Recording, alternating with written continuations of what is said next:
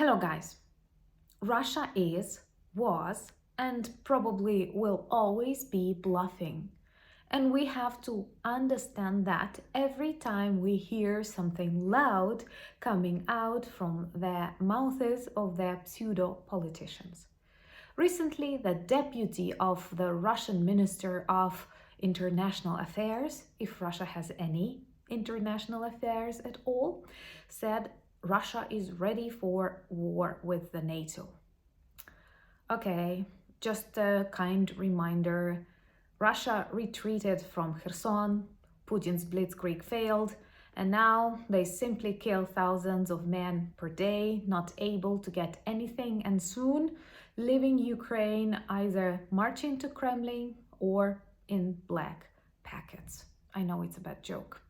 So let me tell you more about this Russians' war against NATO and some good updates on Ukraine-NATO relations. My name is Anna and I vlog daily from Ukraine since the start of the brutal Russian invasion. So if you're new to the channel, you support Ukraine, please subscribe and help us fight informational war. It is also very real. And my longtime friends, check your subscription status and hit notification button. So, recently, the deputy of Russian Minister of International Affairs, whose name I don't remember and didn't plan to memorize, said that Russia is getting ready for war with NATO because NATO is constantly provoking, does not respect Russia, and so on and so forth. This is a typical Russian narrative since the start of this war, as Putin's plan A, plan B, plan C, plan D, blah blah, and even plan Z failed. Blitzkrieg failed. Occupation of Kherson failed.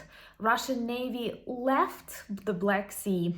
They lack air defense systems and they literally understand that Kerch Bridge will not live for a long period of time, so they start negotiations about an underwater tunnel, and seems like this plan also failed. Russia is a failure itself, and that's why it starts bluffing. It is a very typical behavior of a bully, and once again, if you're new to the channel, you support Ukraine and you want to see Russia defeated and you hate bullies, simply you hate bullies, subscribe and help us fight in this informational war.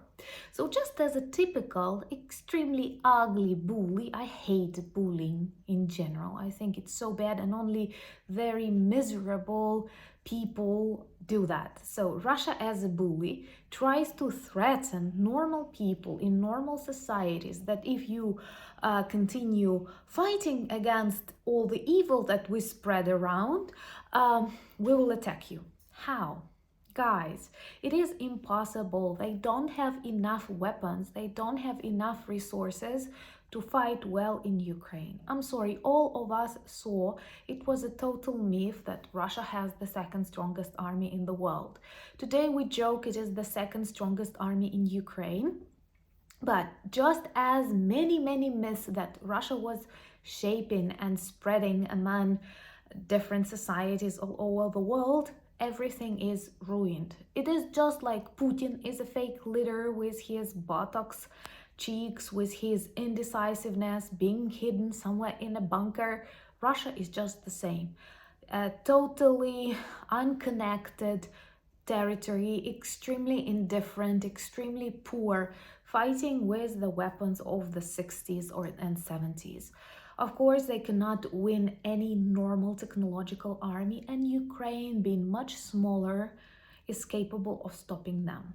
So, of course, they don't have any resources to go further. I know at the beginning of this war, Putin, Lavrov were spreading messages like Russia has to spread from the Urals up to the Lisbon, if I'm not mistaken. Now we see that tractor, which are actually tank factories, are exploding in the Urals, which means it's not actually Russia who is working there, but perhaps Ukrainian armed forces.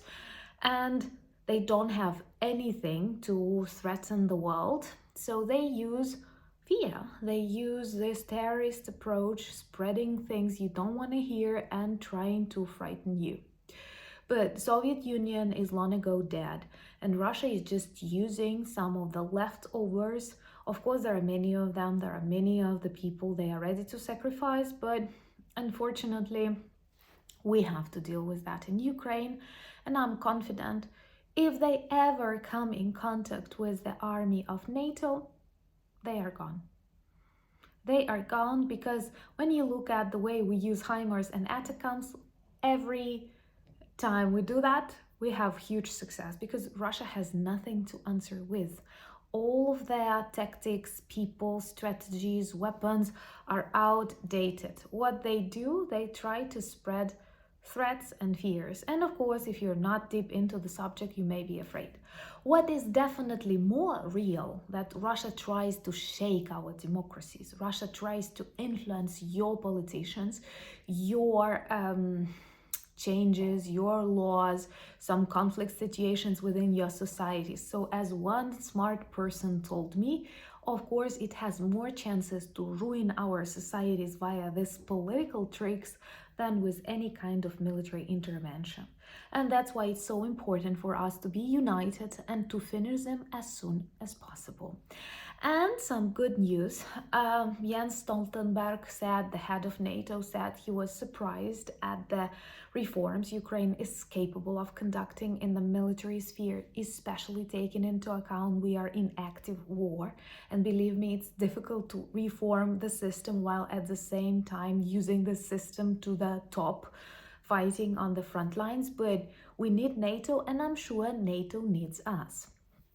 Like and share if you agree with me, but I think that our willingness, our experience, our resilience, and our bravery is definitely needed to the alliance, and alliance experience, weapons, and knowledge are necessary for our future victory. More than 80% of Ukrainians support our joining NATO in some future. Same about the European Union. This is a very high level of support within Ukrainian society, and hopefully more procedures will be developed to make this more real with each passing year. To those of you who will tell me it's impossible to join NATO during war, I know, but I want to win this war and join NATO. That's my plan. And I hope yours is the same, because Ukraine will definitely be a good partner and will definitely be a good support to the democratic world. I'm confident in that.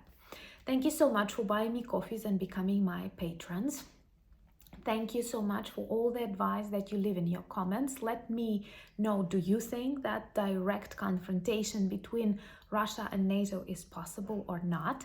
Remember to join my Instagram, Threads, Twitter, and Discord.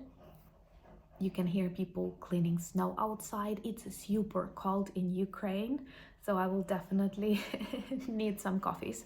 Do check our merch shop, and all the links that you might need are in the description of this video.